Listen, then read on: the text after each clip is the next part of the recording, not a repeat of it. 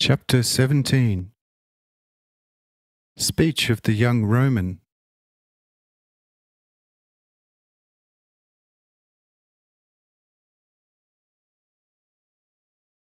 And the young man who had previously spoken so well said through the attic, "I wonder whether the high priest in Jerusalem can bring this about, even with 1,000 oxen, 10,000 donkeys, and 100,000 sheep."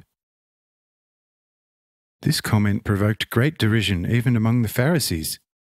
Yet one scribe nevertheless became vocal, saying to the worked-up speaker in the opening above, "Good friend, I wouldn't take this too far, because the high priest's arms encompass the entire earth, and he who gets under the high priest's arms shall be crushed.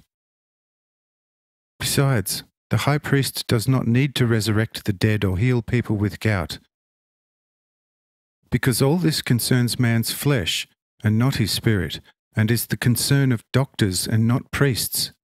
Do you understand that?" Says the speaker, "Friend, this certainly would be the concern also of priests, if only they were capable of bringing it about. But because they are, for all the treasures of the world, incapable of doing so, they have to in the end admit with proud mien and say, 'This is no concern of priests, who are called upon only to care for man's spirit.' But I say, if it is possible for a doctor to give back the spirit and soul of a young maiden who died after a high fever right before our eyes, and therefore from a malady from which no man ever even half died, then this surely is also going to be a very powerful spiritual care too. When God created Adam merely from the dust of the earth, then this creation was a merely material one, and there was nothing spiritual besides God himself. When later, however, God breathed into the dead form a living soul, and into same a thinking spirit, then this was not a material but a highly spiritual work of God upon the first man of the earth.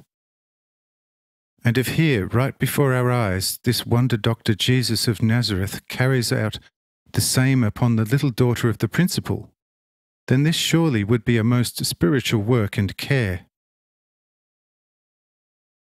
Says the scribe, "This is something you don't understand, therefore you should be quiet." Says the young man, "If I were still a Jew, I should indeed be quiet. But since I am a Jew no longer, but an honest Greek and follower of Socrates' glorious teaching, I see no reason for being silenced by Jewish priests, whose current and exceedingly stupid teaching I unfortunately know only too well." Says the scribe, "And what should you heathen find stupid about the old purely divine teaching of the Jews?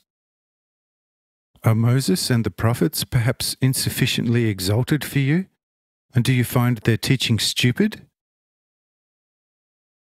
Says the young man, "No, Moses and all the prophets who spoke that of you which I now say, I regard as exceedingly and purely godly wise men.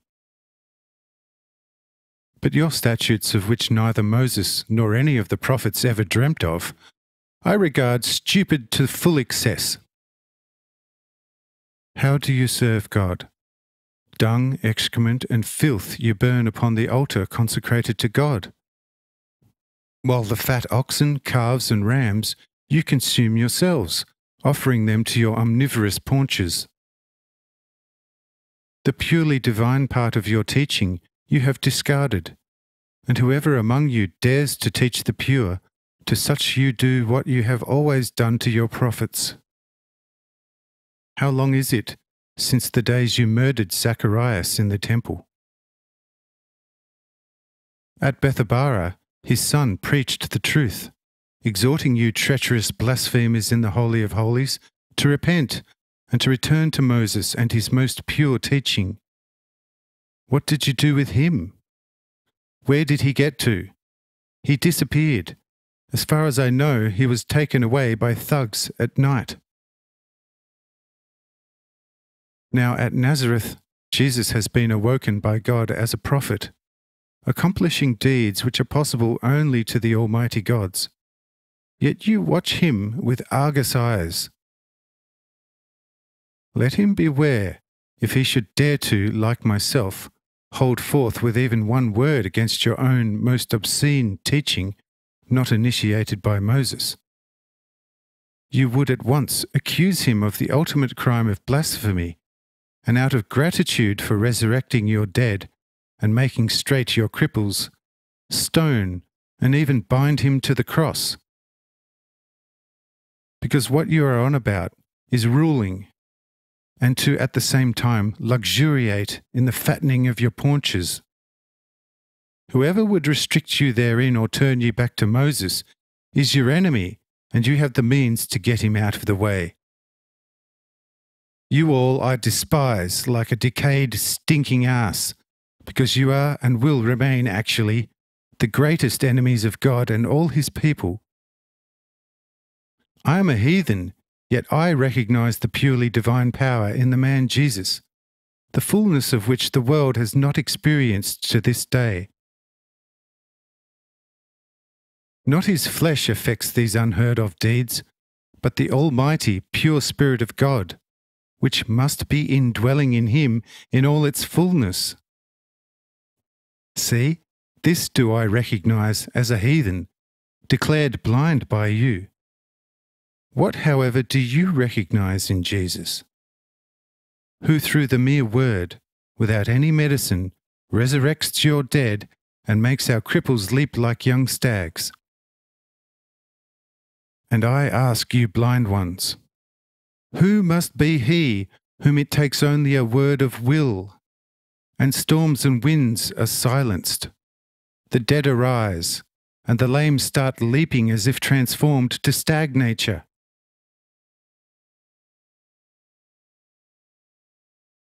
Through this really true and bold speech, he had brought the Pharisees and scribes, one and all, to such rage that they would have torn him to pieces if they could have laid hands on him. But this was not possible, and no proposition, because the people were jubilant about this young man, who had at last the guts to thoroughly rub the full truth into the noses of the swollen-headed Pharisees and scribes.